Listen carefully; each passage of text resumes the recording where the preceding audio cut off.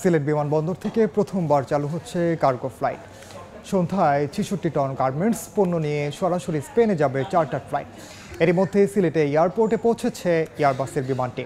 এই মুহূর্তে সিলেট ওসমানী আন্তর্জাতিক বিমানবন্দরে আছেন সহকর্মী কাজল আবদুল্লাহ। সরাসরি যাচ্ছে তার কাছে।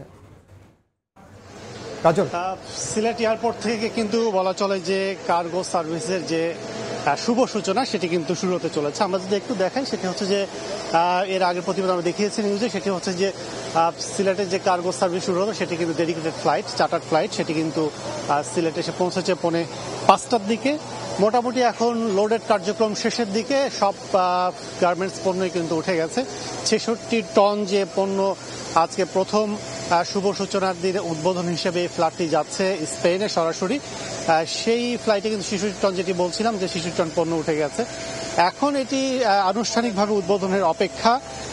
বাণিজ্য ও বিমান উপদেষ্টা যে চলে এসেছেন আমাদের অনুষ্ঠানে, এই অনুষ্ঠানে আনুষ্ঠানিক কার্যক্রম শেষ করেই কিন্তু এটি বলা চলে যে ৭টা নাগাদ, ৭:০৫ এটি ছেড়ে যাওয়ার কথা সিলেট এয়ারপোর্ট স্পেনের উদ্দেশ্যে। সেক্ষেত্রে হয়তো কিছুটা দেরিতে হলেও কিন্তু আজকের যে প্রথম ফ্লাইট, সেটির মধ্য দিয়ে বাংলাদেশের নতুন দিগন্ত, নতুন দুয়ার উন্মোচন হলো। রপ্তানি বাণিজ্যে ইউরোপ সহ বিশ্বের বিভিন্ন দ্বার প্রান্তেই কিন্তু এখান থেকে কার্গো ফ্লাইট ছুটে যাওয়ার এখন নতুন একটি আলাদা, অর্থাৎ একাধিক অপশন তৈরি হলো, যেটি একমাত্র এতদিন পর্যন্ত হযরত শাহজালাল আন্তর্জাতিক বিমানবন্দরই শুধু ছিল বাংলাদেশ থেকে কার্গো সার্ভিসের জন্য। সেটি কিন্তু একাধিক পয়েন্ট হিসেবে এই বিমানবন্দর চালু করার পরিকল্পনা ছিল, অর্থাৎ উদ্যোগ ছিল 2022 সালে। সেটি কিন্তু এখন আজকে 2 থেকে 3 বছর পর হলেও কিন্তু সেটি আনুষ্ঠানিকভাবে চালু হচ্ছে। এর বিপরীতে বলা চলে যে সেটি জানুয়ারি থেকে আমরা শুনছিলাম যে চালু হবে, তবে বিভিন্ন পরীক্ষা নিরীক্ষার কারণে কিন্তু দেরিতে হলো।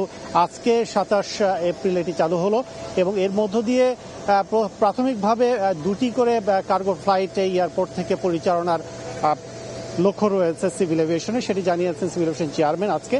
এবং ধীরে ধীরে এটি কিন্তু সপ্তাহে 4টি, তারপরে 6টি, এভাবে বাড়ানোর একটি প্রক্রিয়া রয়েছেন। এবং বলা চলে যে চার্টার ফ্লাইটটি বাংলাদেশে যারা প্রডিউসার রয়েছেন আরএমজি, সেই প্রডিউসারাই কিন্তু মূলত ভাড়া করেছেন এবং স্পেশালি সিলেট থেকে এটি পরিচালনার জন্য আজকে এটি নির্দিষ্ট করা হয়েছে।